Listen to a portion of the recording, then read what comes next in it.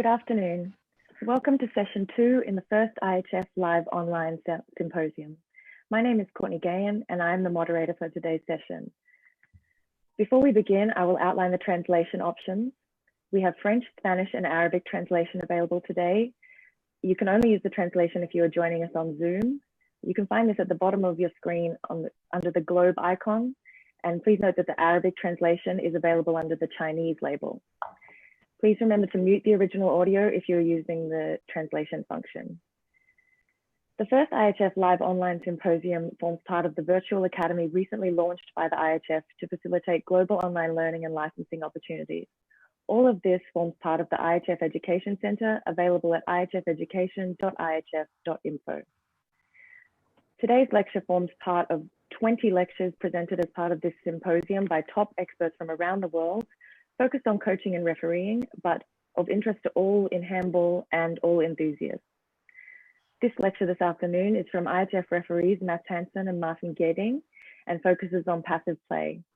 Please feel free to ask questions throughout the lecture, and I will pass as many of these on to the referees as possible. And please also note that this video is being recorded and will be available on the IHF Education Center at a later date. And with that, we're ready for you to begin, Mats and Martin. Thank you very much, Courtney. We will start our presentation. And hello, everyone. Hello.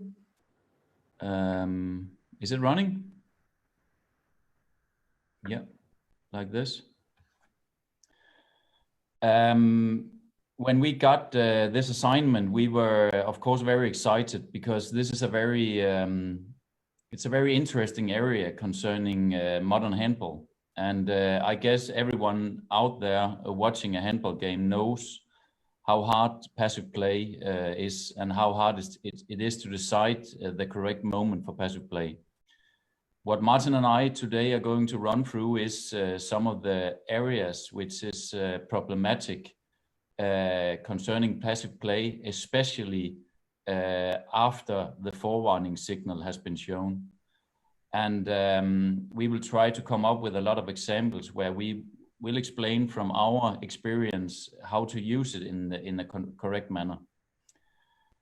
Okay, I will start with some of the areas that we have been focusing on seeing as a challenge, because passive play, it has actually always been a big challenge for everybody, not only for the referees, but also for the teams and the coaches and the spectators to understand. I guess that some of us is old enough to remember that we actually had a game without the forewarning signal. And it was a significant decision to change going from direct passive play as the only opportunity into where we are today, where we can use the forewarning signal.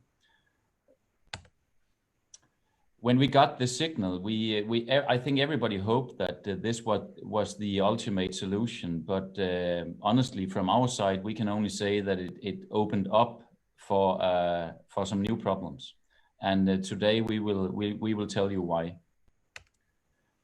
Today the teams, they are using the possibility to have very long attacks because they know that they have 6 passes after the forewarning signal.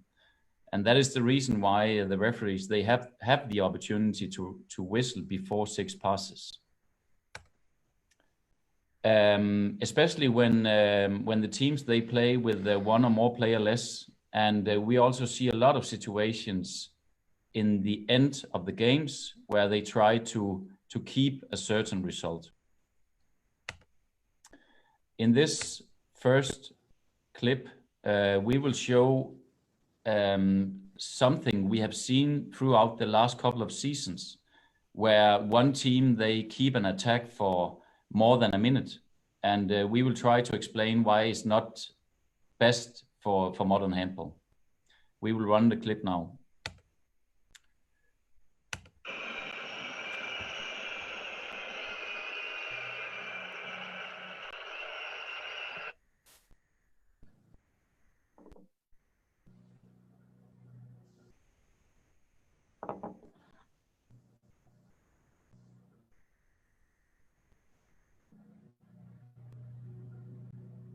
now it's important that everybody is focusing on how long time the attacking team is using in this very decisive moment.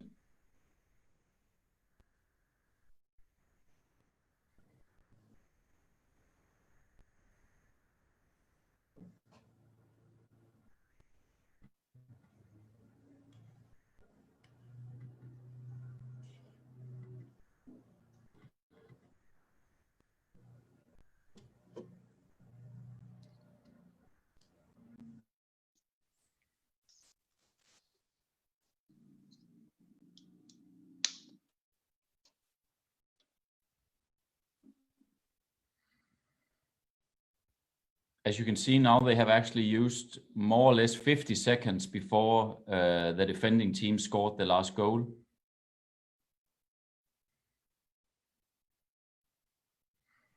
The forwarding signal has been shown now.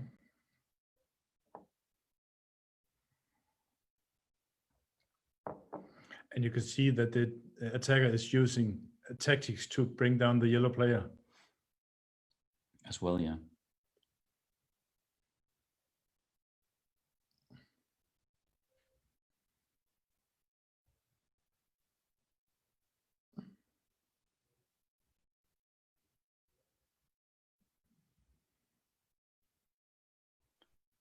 And one more free throw.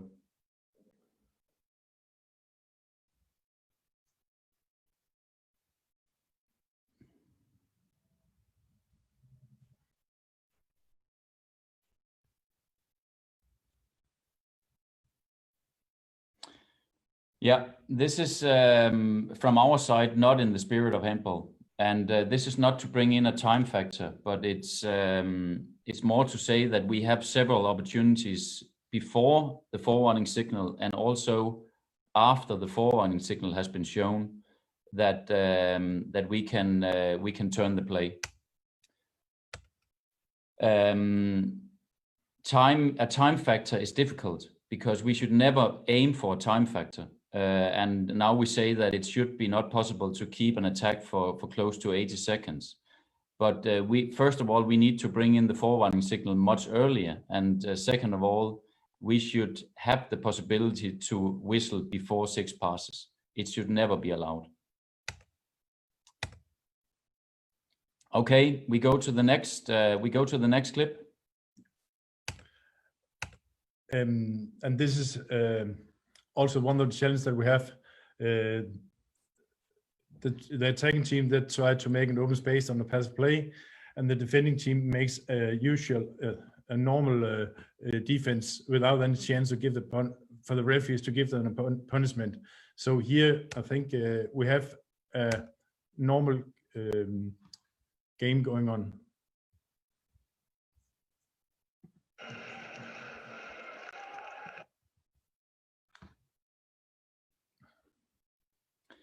As you can see, a normal build-up phase, even though it's not that fast, but okay, this is what's going on in handball.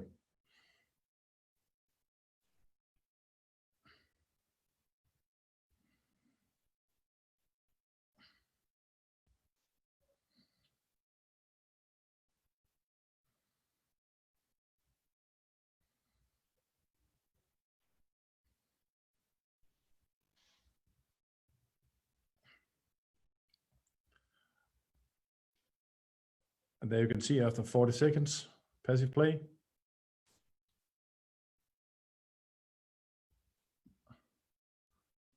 And the attacking team is trying to get an open chance.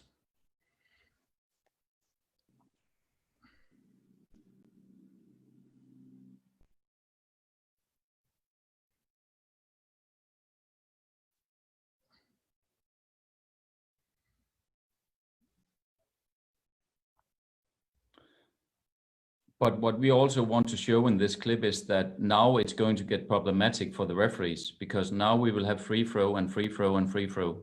And this is definitely not easy. And you can also see the tense of the defenders is growing. That means we have free throw all the time.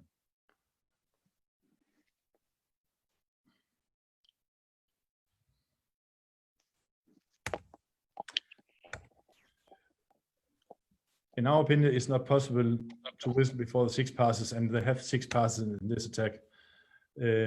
But it's a long time both for the team, but also for the referees, but also for the spectators to look at attack like this.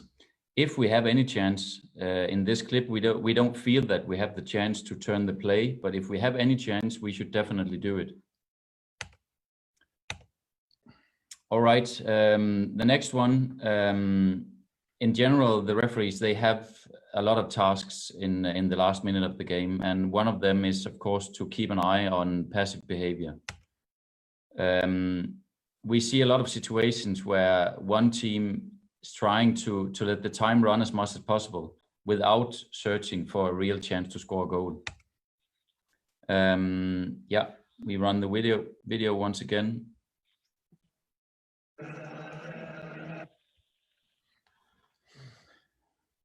We think that it would be nice if you focus once again on the goal scoring, and of course you focus on the time, because in this case the attacking team, they are actually managed to play for the last minute. And you also mentioned that there are one man that have the player suspended. Yeah, they play one player less. Yeah, exact. And now this is after team timeout.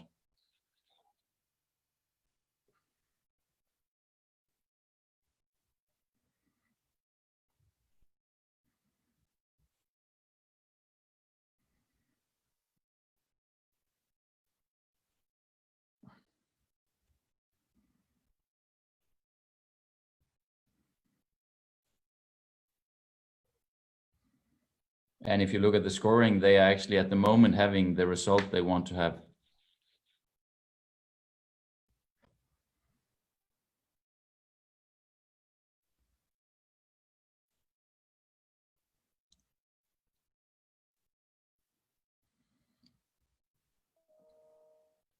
And you can see the yellow player number 2 who just continued to walk in the area instead of taking a quick throw off. Yeah, and now a timeout right before the end of the game. Yeah, this is actually a brilliant example of the most professional teams. They are absolutely using this as a tactic, and in our opinion, it should not be possible to win a game like this when you more or less play not active for the last 70-80 seconds. We think that it's quite obvious that the only thing the attacking team want is to take seconds off the clock without a chance to lose the ball. Yeah, I think, do you have anything to add, Martin? Yes, the referees should take care, a lot of care of by raising the forward and signal in the last 15 seconds, because the good team, they can without any problem cannot reach 6 passes before these 15 seconds. So take very much care about raising the hand too late in the game. Yeah, and we will have examples showing this later in our presentation. All right, we run for the next one. In this situation, we will more or less continue in the same line. Yeah. Here we see the foresight 9 seconds before the end of the game, and that's even more critical than we saw in the last clip.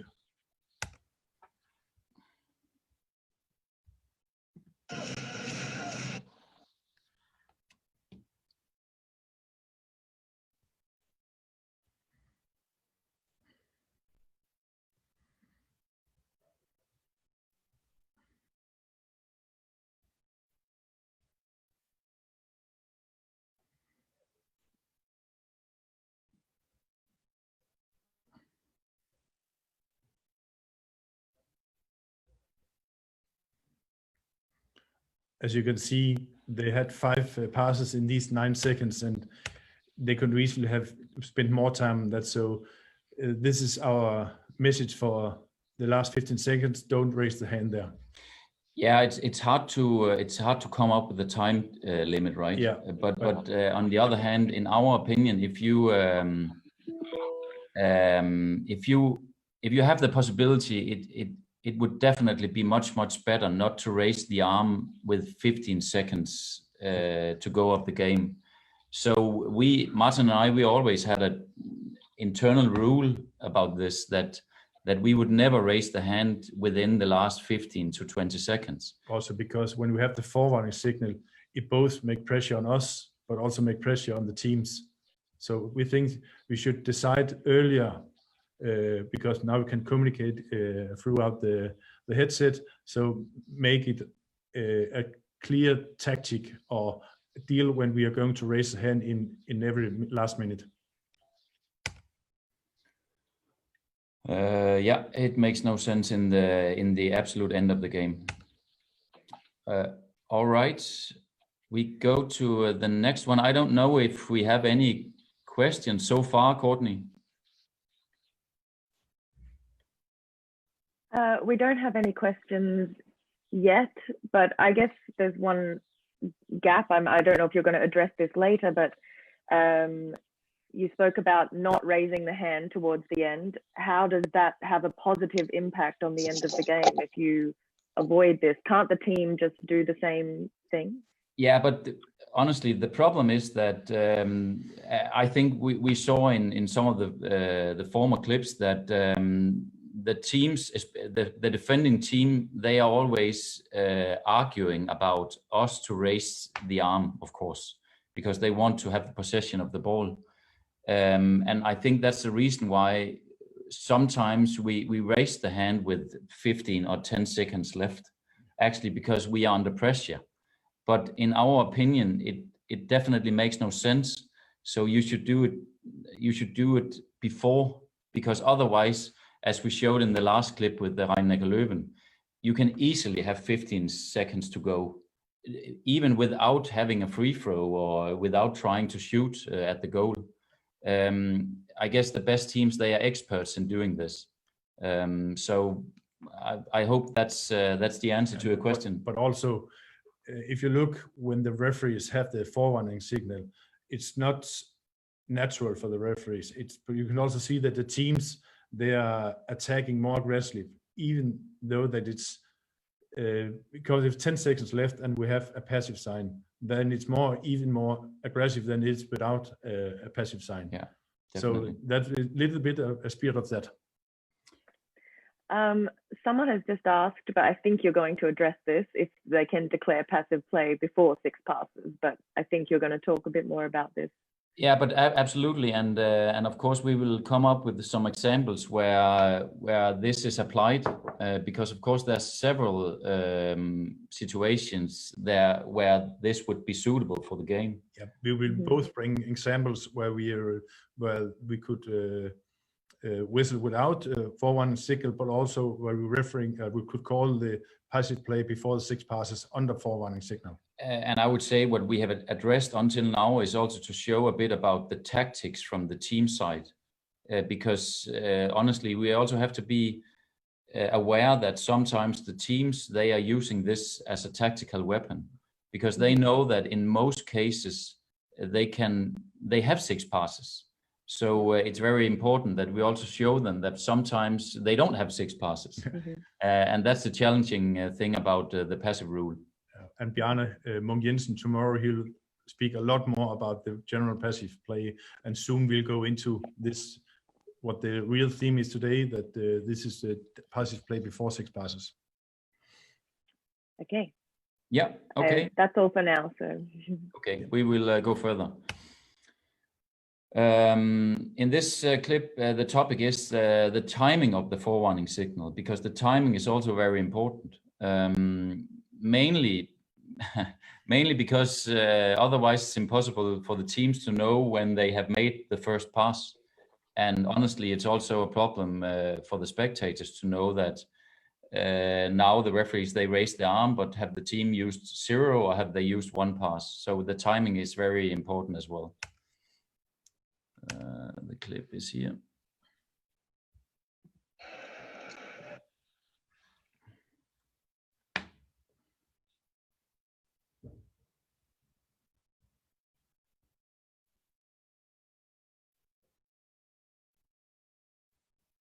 the forwarning signal came from the referees a few seconds after they had a free throw where they had a really good chance to score a goal. And this is when you have a shot on goal and the goalkeeper has saved it, it's not a good time to raise the hand just in a few seconds after that, because they try to score a goal, and that's not passive play. Yeah, but actually it's also not to punish the teams, right? Yeah. Because when they try to go for a goal, we should definitely not punishing them by showing the forewarning signal. And in this case, it could have been earlier, or it could also have been later. Yeah, but that you have to look through the whole out attack. But to raise the hand just after a 9 meter with a shot and goal is not the right time. And just to finish it, the call from the referees in this case was actually after 8 passes. But it was not the main topic. No, it was not the main topic. But yeah, okay, we will go further. Yeah, and here we have an easy example of direct passive play without forwarning signal. And now we go into this part, the next clips we have where we are discussing about direct passive play without forwarning signal. Yeah, it's the first one. It's coming here.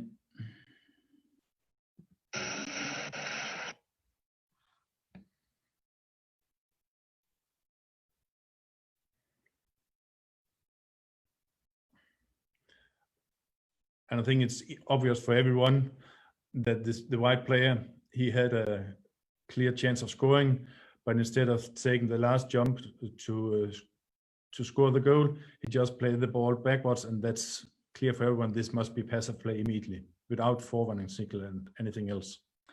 And from our opinion, actually, there is quite a lot of situations where you could do this. Yeah. But I can say from the referee's side, we are always very afraid about this decision, because okay, now this game is decided, but it's not an easy decision to take.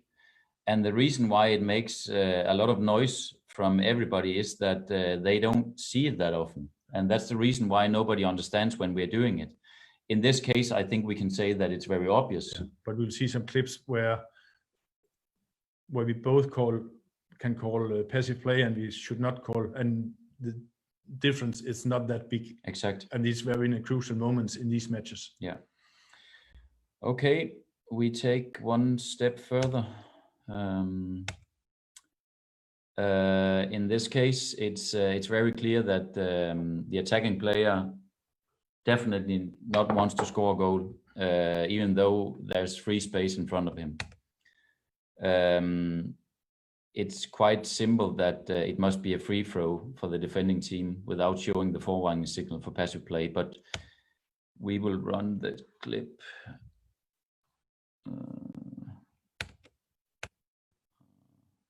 Maybe the video is not here? Yeah, no, come on. Okay, it's coming now. It's here. Yeah.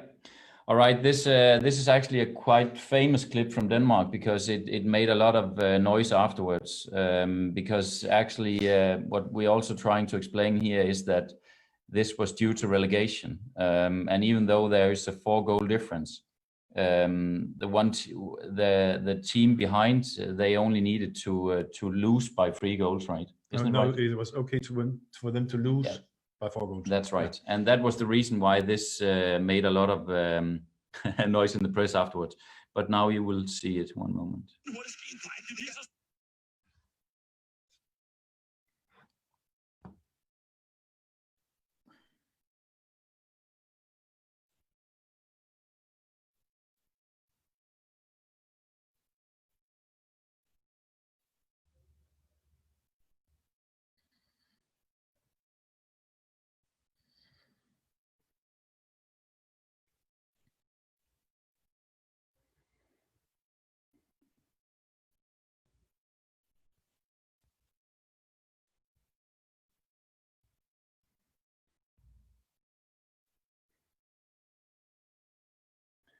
I think we should maybe explain what's happening, because the attacking team, the home team, they are passing the ball to each other, and the defending team, they are of course making a very aggressive attack to try to get the ball.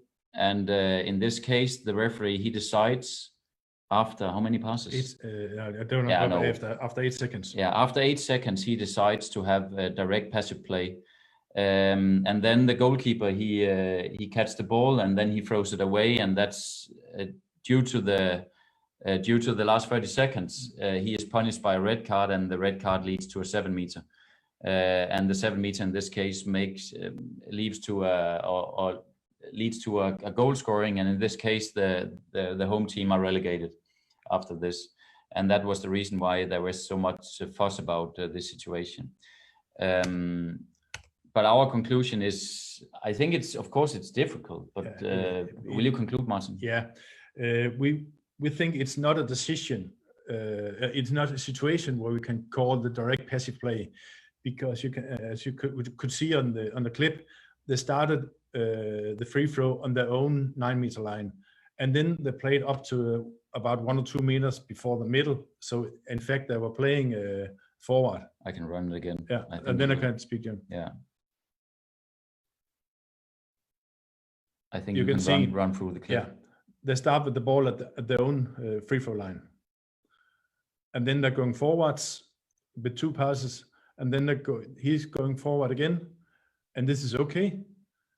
Okay, then he's playing backward. There, when the referee called the direct passive play, you could have decided forewarning signal, but not in this game, because as you can see, there's only a few seconds left. And if you remember what we said in the last clip, that we should not raise the hand with such a few seconds. So in our opinion, we should not let it go as a direct passive play, because he really searched for the way to go forward in the first. No, and honestly, we also have to take very much care about the defending team, because when the defense is changing, the attacking team, they also have to change the tactics. And when you have a defending team defending 1 against 1, it's quite obvious that the attacking team, they want to use the whole court, because otherwise it's more or less impossible for them to go through. So in our opinion, this is definitely not a time for direct passive play. No. And also because the rules are the same, even though there's a full court pressure, or it's playing 6 against 6 in normal way. Yeah, and the playing rules are also the same throughout the game, right? Yeah. We also have to be aware of that, that we shouldn't change in the last minute. And the main point is that the green team is bringing the ball forwards in the most of the time in this clip. Yeah, exactly. Yeah, and as Martin concluded before, if there was much more time left, the referees, they could use the forewarning signal instead, but never a direct passive play. Courtney, did it lead to any questions, or are we just running? No, we have some questions. Okay. So you speak about this pressure in the final seconds, and someone has asked about this as a referee. If it's a very close game, there can be pressure, and related to passive play, especially in like the last 20 seconds. How do you deal with this as the referee? But honestly, as I said before, we have to deal with it the same way as we deal with it the first 59 minutes. And I think everybody who has been in a handball arena knows that the pressure is rising, of course, within the last minute, especially if the score is equal. But we made always a deal in the last minute, not in last, when we reached the time 29:15 in each half. Then we have a deal. Do we have a passive play or forewarning signal if we go to the end, or do we not? Yeah. Exactly. We try to make an agreement within our teamwork, how we handle the last minute, and a lot of players, they also they ask us when the passive play sign will be shown, and of course we will never tell about that, because it will make our life much more difficult. Yeah. Yeah, I think it's just that for you, it's normal to know that you apply the rules the same, but I'm noticing that this is a theme that a lot of people are asking about, that some people who maybe referee at a lower level feel different pressure and they find it difficult to manage this at different stages of the game. So this is just interesting. Yeah, but I really understand why we have this question, because to say that we are not under pressure just because we have refereed a lot of games, and that would yeah, that would definitely not be true, because we are as much as under pressure as every referee around the world. But I think that it's very important that you are very strong in your teamwork. And you, as Martin said before, you really have to make some decisions about what you're going to do and what you're not going to do. Like the teams have a tactic for the last minute, every last minute. We also made a tactic, and that's not the same tactic for every match, but it's a tactic for this match that we are through in. Yeah, and I would also say that now we saw this situation with the red card within the last 30 seconds. And I know today we're talking mainly or only about passive play, but it's very, very important that you are aware that everything can be decided within the last minute. So I would not say that you should not be concentrated in the first 59 minutes, but everybody knows that that the last minutes it's very decisive, also concerning passive play. And can you talk a bit about progressive punishment for an attacking team if they are leading and it's close and there's a passive play situation? How does the progressive punishment come into play? For the attacking team? Yes. The attacking team cannot have a progressive punishment for passive play. It's only you can. It's not possible according to the rules. Courtney, are you asking about a possibility to punish passive play? Yes, this is what someone is asking. If one team is winning and it's clear they are using a tactic, like almost like what you just showed, or so what punishments are applied in this situation? Okay, but it's nice to have questions like this, because it's very easy to answer. It's not possible. No, we could just award a free throw for the defending team. That's the only possibility we have. So in these moments, the people need to remember the last 30 seconds of the game rule more. This is very applicable. Yeah, exactly. And on the other hand, you can also have 30 times passive play against you. Yeah, and then in the last 30 seconds, you should be very aware when the attacking team are losing the ball that they're not bringing the ball with them, because then we are in something different. And then we're speaking a loud 30 seconds rule and red card and 7 meter. Yeah. If they bring the ball away. Yeah, like you saw in the last clip, because the ball was out of play and the goalkeeper, he threw it away. That was the reason why it led to a red card. Yeah, to a red card on a 7 meter. Yeah. Yes. Okay. We go through. Actually, here we have a situation that could be similar to the previous clip we just showed, but with some significant changes in the details.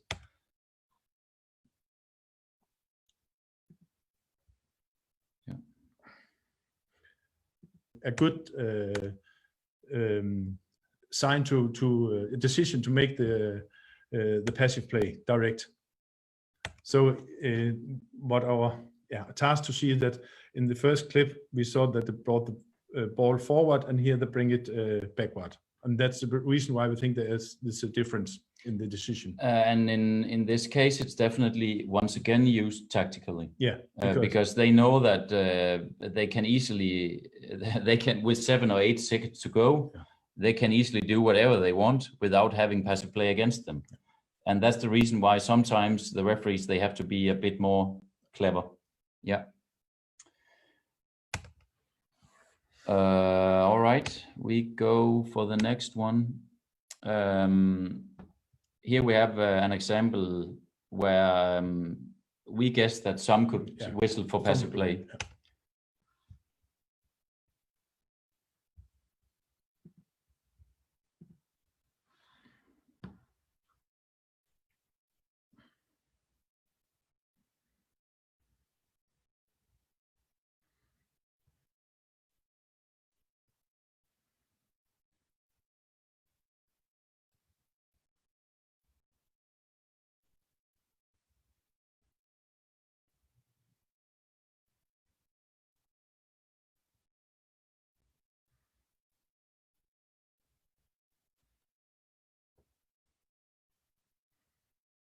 Yeah, Martin, will you conclude on this clip? And you, as you can see, in the beginning, they brought the ball forwards, and then in the last 2-3 seconds, they took it back again. So here, it's like the first clip that we could raise the hand for the forward signal, but it doesn't make any sense when you only have 2 seconds left. And in total, I think it was 6 or 7 seconds. So in our opinion, it should not be a direct passive play here. And once again, we can say that the attacking team is very much under pressure, because the defending team, they go 1 against 1. Yeah, but they try to find some spaces and so on. They're not going backwards. Yeah. Here we will show an example of. But maybe should point out that now we're turning into a new chapter, because now we have some clips without forwarding signal, and the next clip will all be where we have some forwarding signal, and there we can discuss whether it's should be called a passive play before 6 passes. Yes, exactly.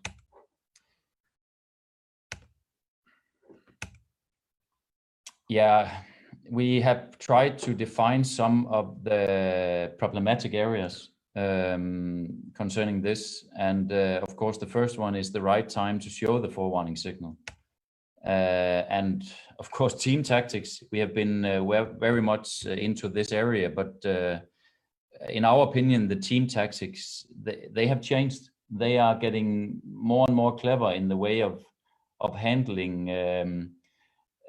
the way they treat the ball, and the way they make the game looks very fast without the ball is moving actually. Of course, the score and any changes under the forewarning signal as well. In this clip, we will see a very slowly build up phase. Yeah.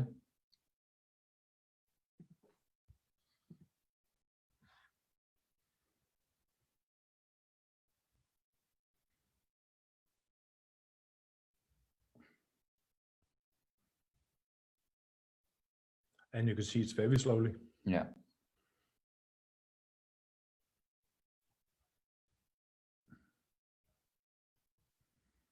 Actually, extremely slowly. Yeah. I hope everybody is still awake. So now we have played 30 seconds and they haven't touched anything yet.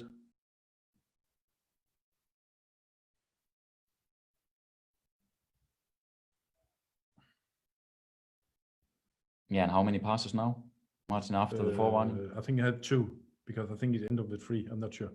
It could be 2 passes after the forewarning signal. Now it's 3, and now he's bouncing.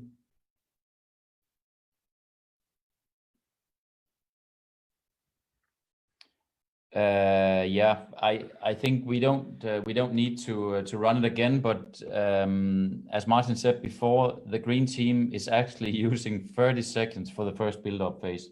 And for doing nothing. For doing nothing. And in my opinion, when I see the clip again, I've seen it several times, but when I see it again, I think we should be even more fast with the forewarning signal. Yeah, but that was not the main point of this clip. It's not the main point, but we should be more aware about the passive behavior. And after the 30 seconds, the forewarning signal is shown, of course, and they get a free throw. And then the playmaker bounces the ball several times without moving forwards. Because the only thing he wants is to take even more time of the clock, and of course try to find a teammate which can come in a good position. And in this case, we don't need to wait for the seven pass to whistle for the passive play. So in our opinion, this is not because it's our own clip, but it's a school example about how the teams, they are using this tactic, and they actually think they can only wait for 6 passes. Yeah. And in this case, they couldn't wait. But I think he was more happy because he could use maybe 10 seconds more in the build of phase that he should used. And honestly, this is one of the key factors in our presentation is that it's easy to referee or to whistle before 6 passes. Because the good players, they know, you could see he just dropped the ball because he knew that it was not a good attack from his team. Yeah. In this case, we have an example where it's definitely possible to whistle passive play before 6 passes.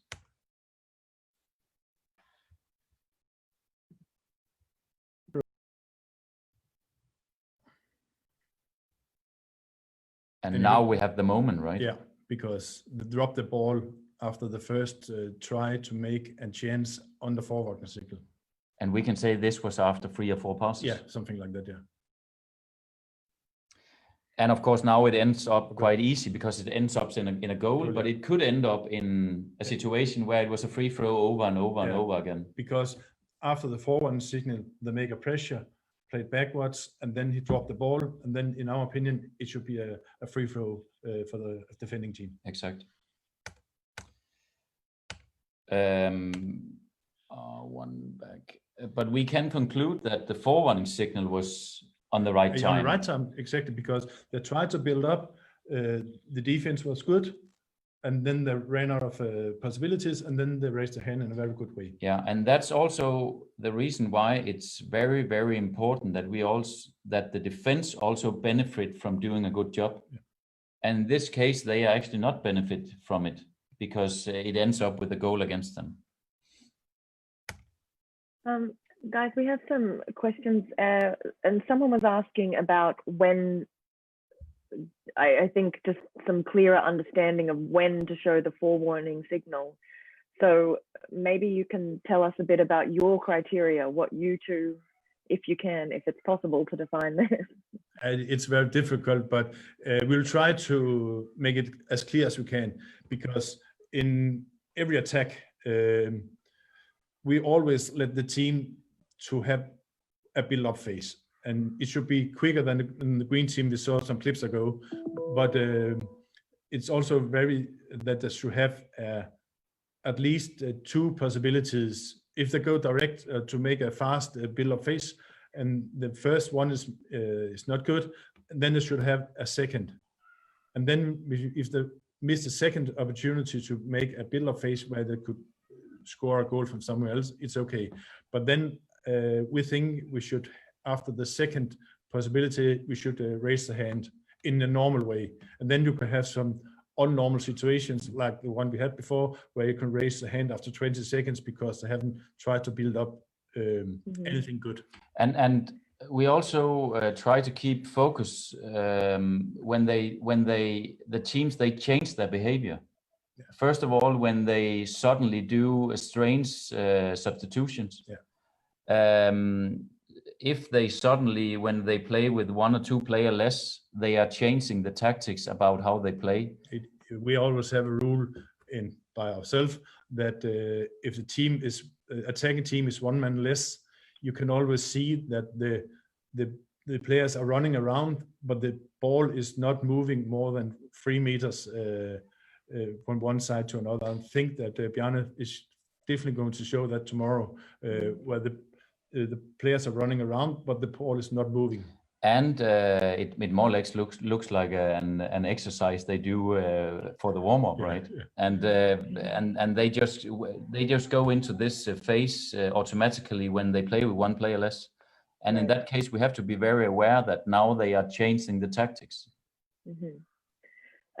Some people have also asked about you talked a bit about the possibilities and that you see in the attack, and some people have asked about if there is a clear shooting chance, especially in the last seconds, and the player decides to pass the ball. Would you say this is direct passive play? Yeah, and we had one example earlier in the presentation where we went for direct passive play, and this is it's a good question, but it's also a good situation for direct passive play. Yeah. When you have a clear chance of scoring and you don't go for the clear chance of scoring, in that case, you have to turn the play. Immediately, without any forewarning signal, just direct passive play. It's a school example about when you have to do it. Mm-hmm. Okay. Yes, let's go on. Yeah, we go on. Here we have a situation where the referees, they choose to go for passive play after 5 passes.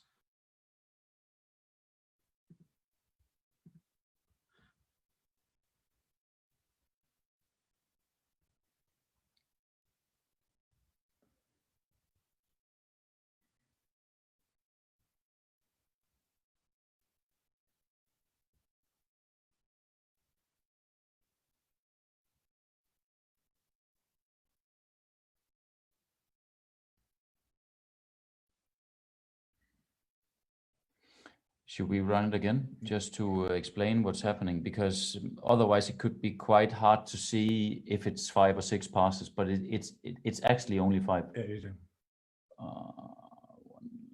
Yeah. You can see after the forward signal, they're trying to build up and open. To get an opportunity. To score a goal. And it will come now. now. Now, yeah. And see, they try to make an open space. And there you drop the ball and playing backwards. And that's the right moment to call for the passive play. Yeah, and in this case, it's actually, it doesn't matter if it's 4 or 5 or 6 passes. No. Because it's very natural for the game that the ball is going backwards, the player loses the control of the ball, and we go the other way. Yeah. It's a perfect, in our opinion, it's a perfect decision, and it doesn't matter if it's 3, 4, 5, or 6 passes. Yeah. Now it was 5. But also to underline that in the beginning of the forward signal, they try to make a good chance. Definitely. Okay, we go for the next one. And here we have a good example where the referees, they whistle passive play before 6 passes.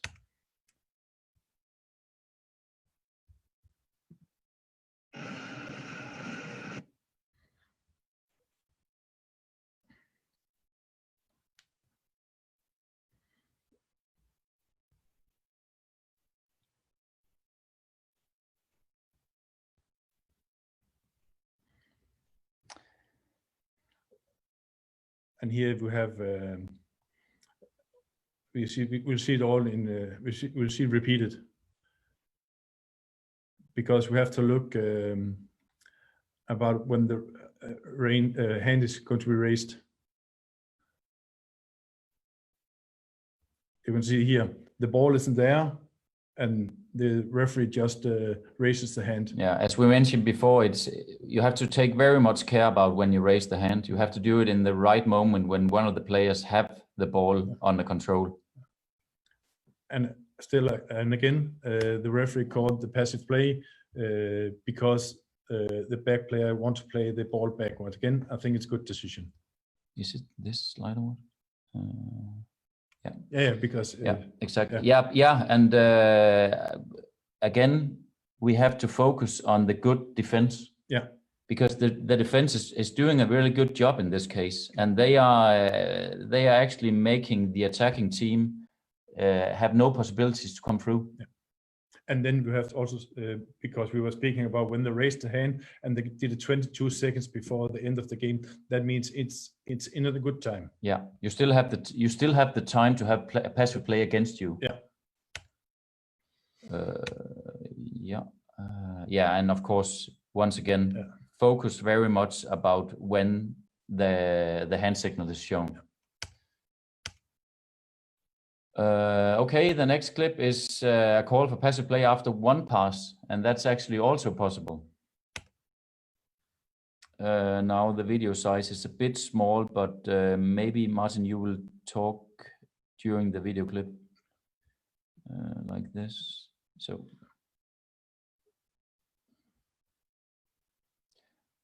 And there they raise the hand.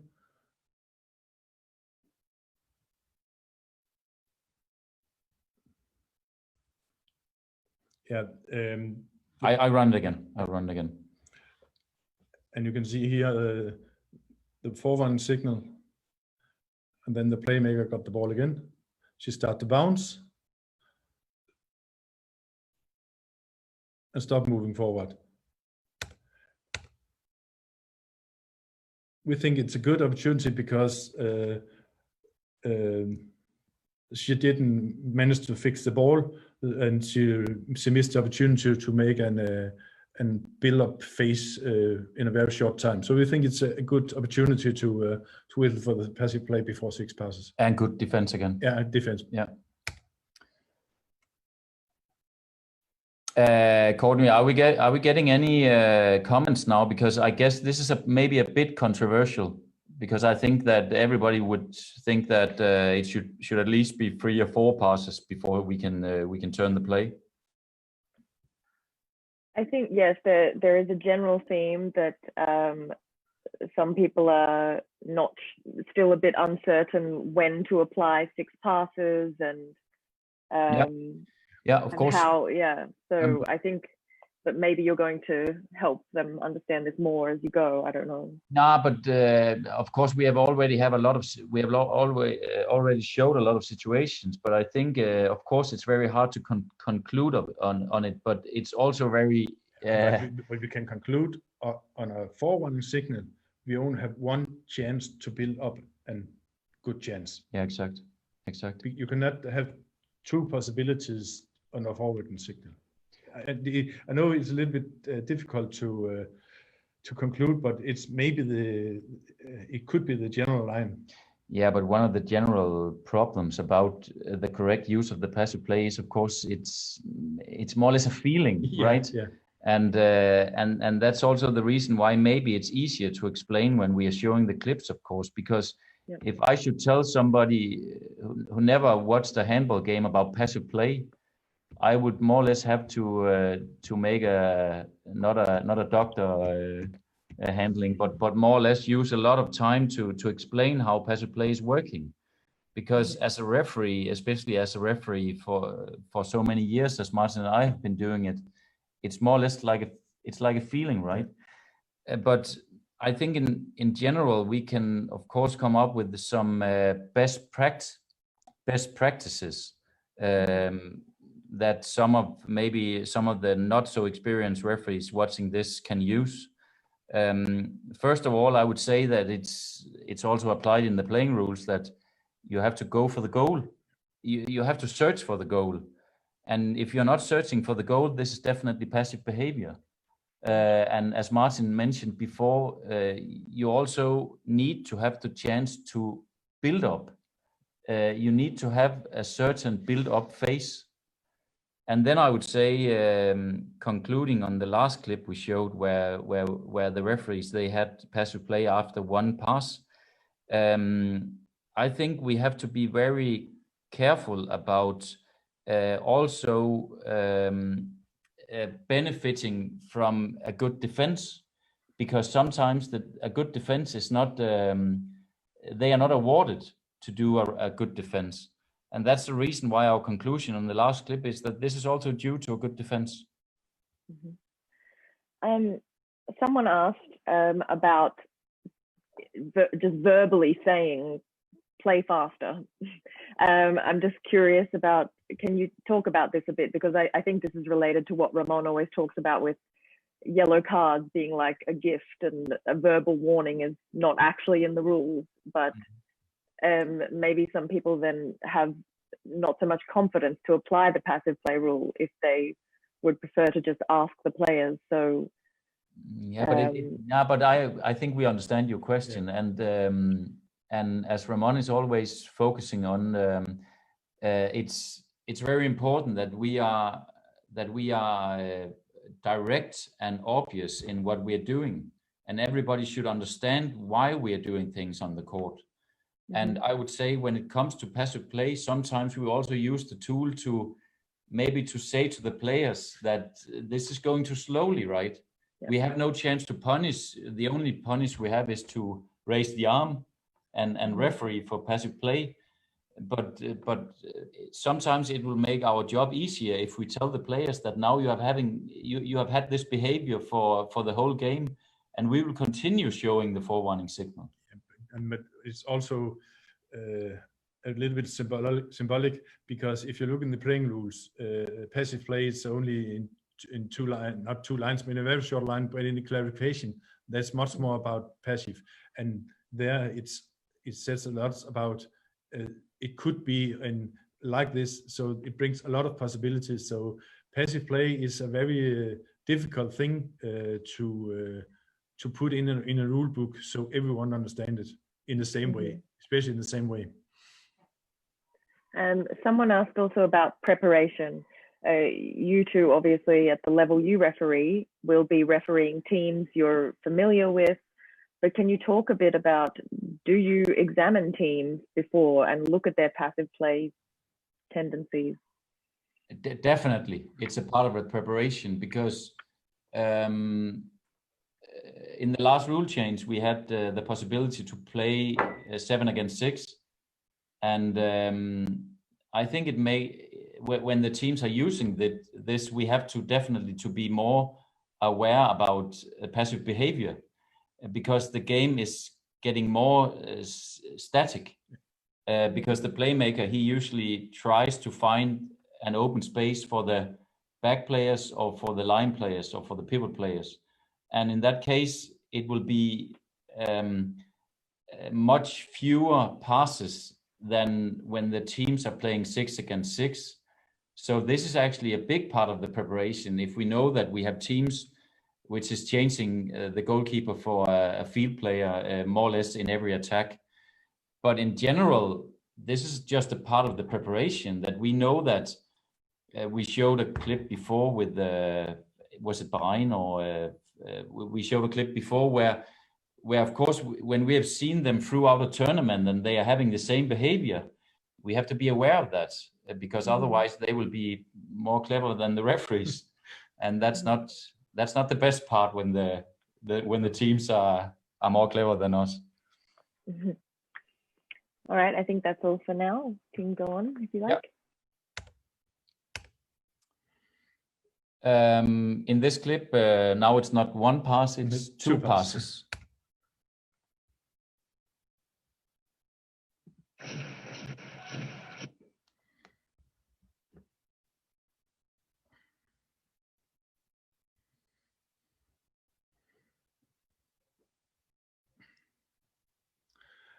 And when we have the passive sign, the main point is the substitution that the pink team is going to make.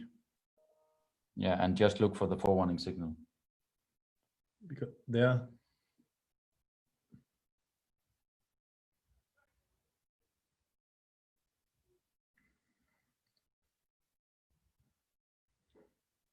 Yeah, as you can see, the forewarning signal was not at the right time. I think I'll run I'll run the clip again. It's better. As we mentioned before, it comes in the same second as the take the 9 meter, and that's what we said earlier. It's not a good time to do it. No, it has to come earlier, or it has to come later. Yeah, at least 3 passes after. Because now they get the free throw, and direct after the free throw, the forewarning signal is showed. Yeah, and you can see the players running out, and then the forewarning signal comes, and there the back player, she didn't do anything. So maybe she was the back player, right back player, was disturbed by her own pivot player who was running through her, and she did. I don't know if she didn't notice the passive play. But concerning the timing in the passive play, it's also it's a great importance that we do it in the correct way and in the right moment, because otherwise the teams, they don't understand it. No. When we have the feeling that we didn't show the forewarning signal in the right moment, we will have a lot of arguing, because the teams, they would say that, yeah, but we were just awarded a correct free throw, and now we don't get the time to build up. So it's much better to have it before the free throw. It's not easy, but it's better to have it before the free throw, or at least, as Martin said, 3 or 4 passes after the free throw. This is the conclusion for the clip. Yes, yes. Yeah, we go on for the next one. And here we have, once again, we have a situation where it's possible to whistle earlier after the forewarning signal.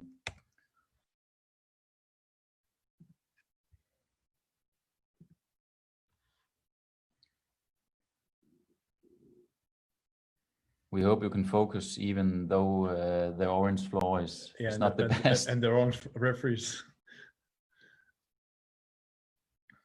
And once again, keep notice about the forewarning signal when it's coming.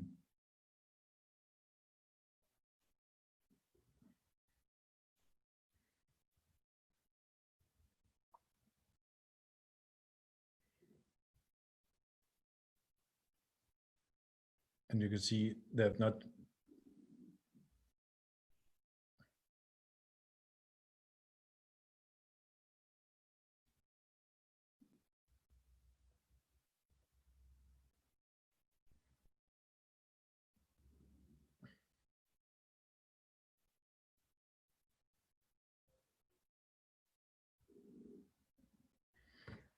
maybe we should turn on again because what our topic is here, that when they have under slow build-up phase first of all, and when they have the passive sign, they didn't speed up the game, and they just search for a normal free throw, where actually more the attacking player came to the defense player.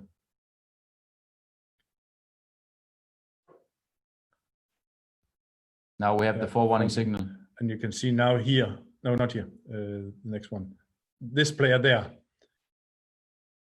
they really don't want to have a free throw. This is just, you can say in a hard way that the attacking player is searching for the defense player. So here, in our opinion, it should be a passive play.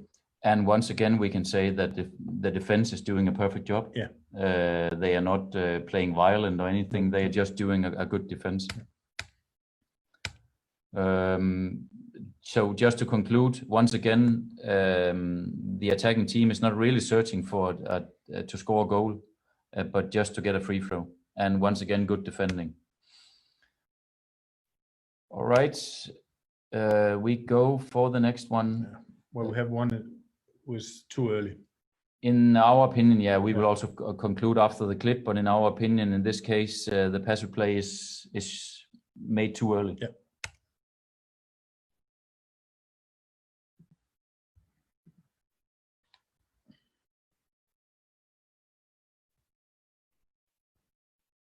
And you can even see that the attacking team is one player more than the defending team.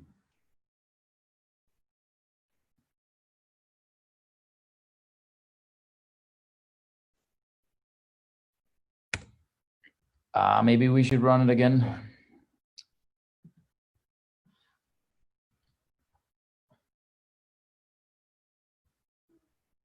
Because in this case, the forewarning signal is okay. Yeah, because we didn't see all the attack. No, they have played before the video starts. But in this case, this is a build-up, and in our opinion, this is too fast. I also have to make a comment. Maybe you can run it again. Yeah, I can run it again. Also, look at the time for the suspended blue player. When the referees, they raised the hand.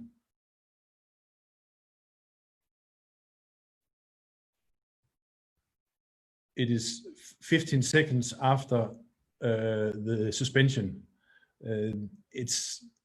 I cannot say it's impossible, but it's difficult to play a passive play within 15 seconds. So in general, we should wait longer before the forewarning signal, and should never call a passive play after one pass after the forewarning signal here. No, but you can also say that they didn't get the time to do a proper build-up phase before warning signal and after the forewarning signal.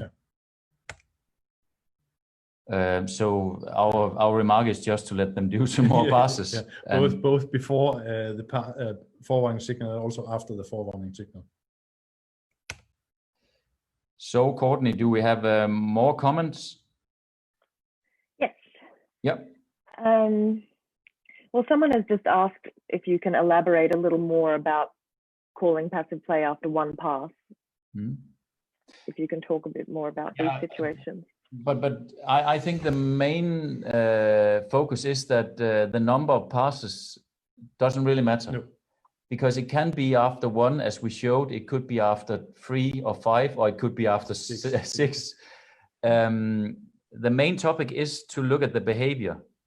And if the behavior, first of all, is changing from tactical reasons, we have to be very aware. And if the behavior is changing, so suddenly they don't want to search for a goal chance. Yeah.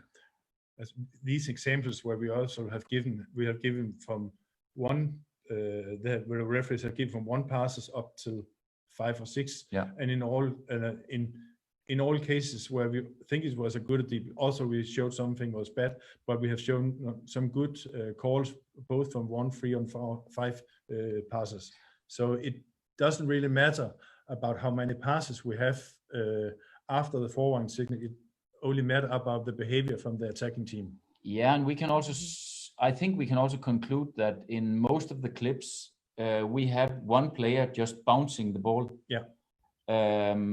So I think you should be aware that when one player gets the ball just bouncing to find a teammate to pass the ball to, we should definitely focus about not using 6 passes. I think, yeah, we showed one clip where or two clips where the player was just bouncing. That's someone else asked about that also. If you've shown the forewarning signal and then a player is bouncing the ball, I think there's some gray area here because a player can run while bouncing the ball. So, but if the player is standing and just bouncing the ball 3 or 4 times, we don't think this is a change of speed and going for the open space. No, but Courtney, you're right. You can definitely not conclude on saying that if the player is bouncing, you should turn the play. But as Martin said, if this is static and the player is just bouncing, standing, bouncing, you should definitely keep an eye on it. It could be a sign that they just want to take time off the clock.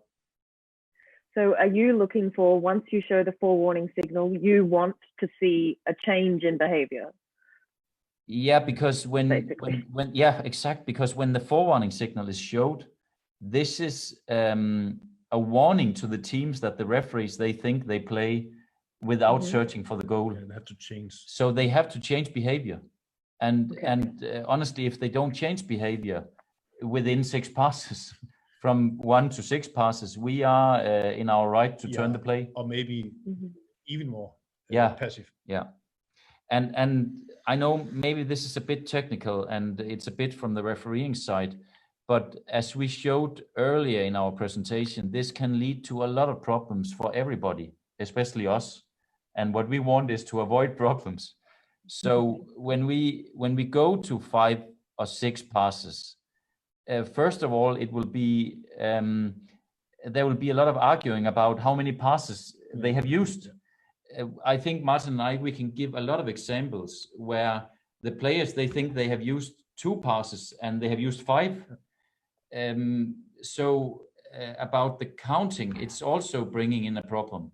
And if you come to 5 or 6 passes and you have free throw over and over again, this will just make our life much more difficult.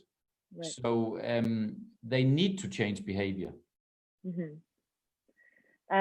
Someone asked about the understanding on the part of coaches and referees, and what you've just talked about kind of brings me to that point is it seems like it can be difficult to be on the same page. Like you just said, the players might think they've used 2 passes and you count 5. Can you talk a bit about this, how you can be certain as the referee? In most of the cases, when we have the forwarning signal, the players ask how many passes do they used so far. But we never answer that question. We always answer the question, how many passes they have used.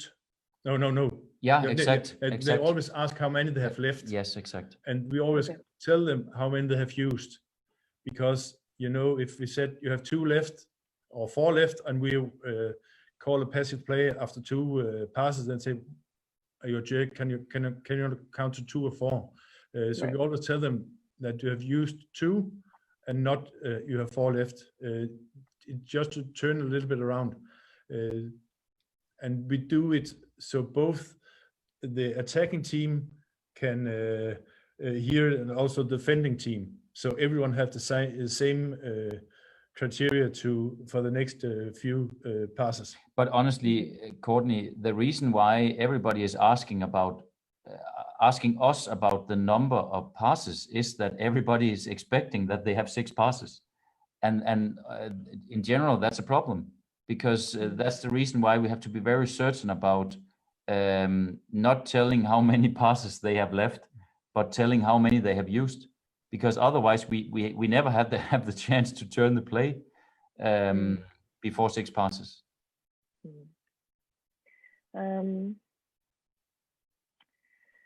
I think we can continue, and if we have some time, I have some more general questions that maybe we can address. I think it's concerning the time. I think it's okay because what is it? 15 minutes left, and we're almost to that. Yeah. Okay. Here we have a call for passive play after free passes. Yeah, it's a picture-in-picture, but I think everybody can see it anyway.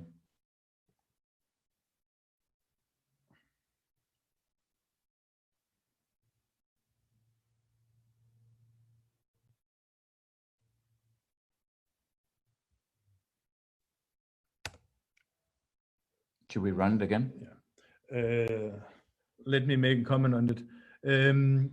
The time for the forwarding signal is quite okay, but it was a quite tough call because the left back was about to go up and make a shot. So I think here, even though that they were playing backwards, I think it was too tough to call the passive play because she had a good chance for the next to take a shot on goal. You can say that after the third pass, the back is coming and she is in speed, and she has actually a possibility to rise up and shoot. Yeah, even though that the playmaker, the right back, plays it a little bit backwards. Exactly. Yeah. But once again, I think this clip shows why it's a problem and why it's very hard.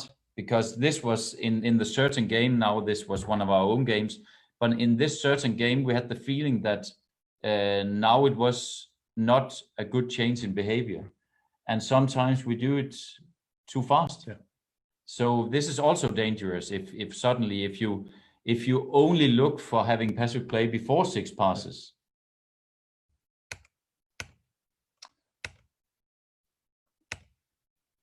Yeah, it's a tough call. We always call it a tough call when we don't know what's right or what's wrong, and maybe that's honestly it's saying everything about passive play rule, that sometimes it's a tough call, and sometimes Martin and I, we can see it in one way.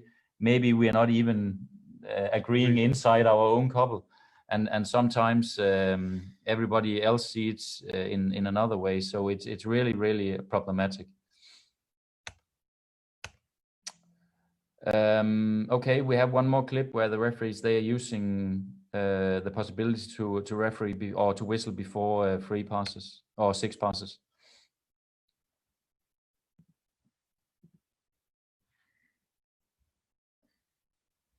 And I think once again we should focus on a slowly build up phase, and also the bouncing of the player who doesn't move. Yeah.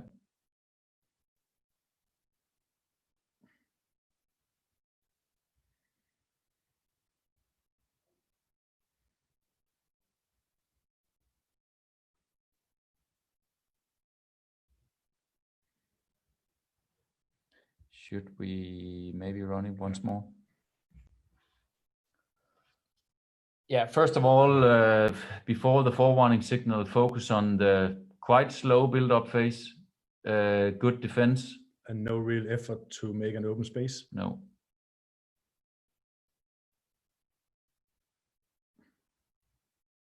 And you can see it's only one attacking player who's moving at the time. Yeah. So here we think it's a good opportunity because of the good defense and because of the lack of movement from the attacking team. Yeah, and they are actually because the defending team is moving very actively. Yeah. The attacking team, they are actually losing the possibility to go through or to find an open space. Yeah. So it's good defense. Yeah. Actually, these two little guys, they show that we came to an end with our presentation. So we are more than ready to answer more questions, Courtney, if you got more questions. Yes, we do. Okay, so first of all, some people would like some more clarification about showing the signal in the cases where you show it after just 1 or 2 passes. I don't think this happens often. So maybe you can give some examples why this would happen, why you would show the signal so early.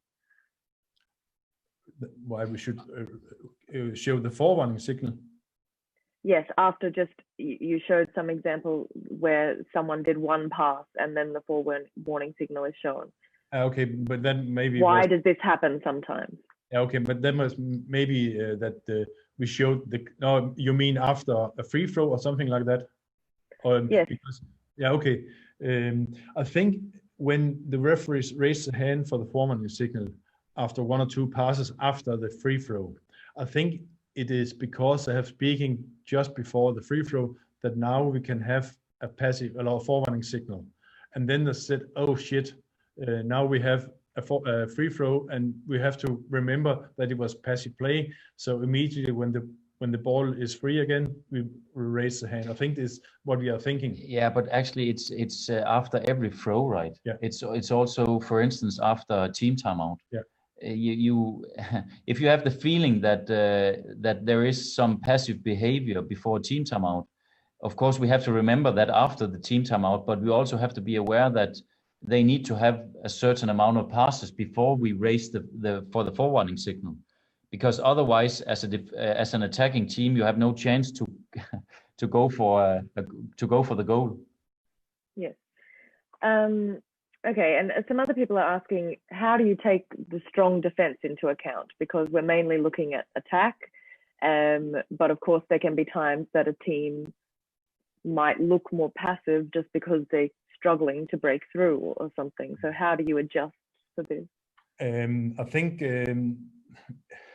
because if you have a strong a physical or bad defense, then I think we don't have the problem by the not referring before the 6 passes. I think this will come in the presentation of Bjarne tomorrow, because there we have the unfair, the tough playing defense, and I think he will show some examples where if the defense was acting in a fair way, maybe we could call a passive play before. Yeah, and it's of course, Courtney, it's very important to say that that it has to be a fair defense. Yeah. Because if it's not a fair defense, in that case, the referees, they have the chance to punish, and in that case, the attacking team, they will get the ball again, and they will have a new build-up phase. So if the referees are skilled enough, they should be aware of this. So and that's why this specific point is not in our presentation, because our presentation was mainly in referring before 6 passes. But I think people are more asking if it is a fair defense, if it is just a much stronger defense than the attacking team. Yeah. The attacking team can't be punished for passive play, surely, as you must take into account a bit. But the question makes sense, that if you have you can say you have a more physical superior team defending, in that case it would be more difficult for the attacking team to break through. Yeah, that's right. But honestly, that's just handball, right? Yeah, because the best defense is the best attack. And exactly. The best defense could be the best attack, but in that case, as long as they stay within the playing rules, as long as they defend like they should defend, it's not the fault of the defense that the attacking team is playing passively.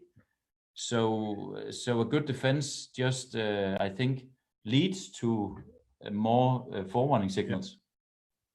Yeah, so that's what I mean, is just if the attacking team are trying their hardest to score, but they are outmatched by the defense, then you can't call, it seems that you shouldn't be calling passive play as early for these kinds of teams. It's more the question for an attacking side, and if they're just having trouble to get through. But the question makes sense, but on the other hand, I think our answer is that if the defense is doing their job, if they're better than the attack, then I think it's okay. Yeah. Yeah, okay. I'm not asking about punishing the defenders. It's about punishing the attacking team in this way, if they're. But yeah, okay. So some people also asked about stopping the clock in the last minute when it's very close, and if something happens that a player is delaying starting. Can you talk a bit about this? Do you stop the clock more frequently? To have this question before 4 o'clock. No, but honestly, I think every referee is sometimes doing timeouts they regret. Yeah, but in principle, we should use the timeout in the same way that in the first minute, like we do in the last minute. Yeah. But we also have to admit that the players are also reacting in a bit different in the last minute than they do in the first minute. Mm-hmm. But we have to use the same criteria. And I know it's a little bit blah blah, but we have to be aware when the teams are using the time and just look at the watch. But we also have still say that use the timeout in the first minute like in the last minute. I think I think as Martin said, it's very difficult to answer, but I think we have to be very direct in our answer, is that we have to apply the same rules in the first minute as in the last minute. And then note that the players can also react in a different way. For sure, if the players if they change their behavior, in that case we should also change our behavior. But one more comment about team timeout, or not team timeout, but about using the timeout. We have had some situations where we made timeout 2 seconds or 1 second before the end, and this is definitely not good. Because as everybody know, you have 3 seconds right in the end to make a shoot or whatever, to start a throw, and in that case, it's only leading to problems if we stop the time within the last 2 or 3 seconds. I think this would be quite a rare situation, but someone has asked about when to call passive play if a team is spending a long time substituting or doing. We do see this sometimes if there's disorganized substitutions and it takes a long time. The most typical example there is when teams are using 2 substitution from going from defense to attack, and then they just use it in the 2 different ways by running up all 6 players.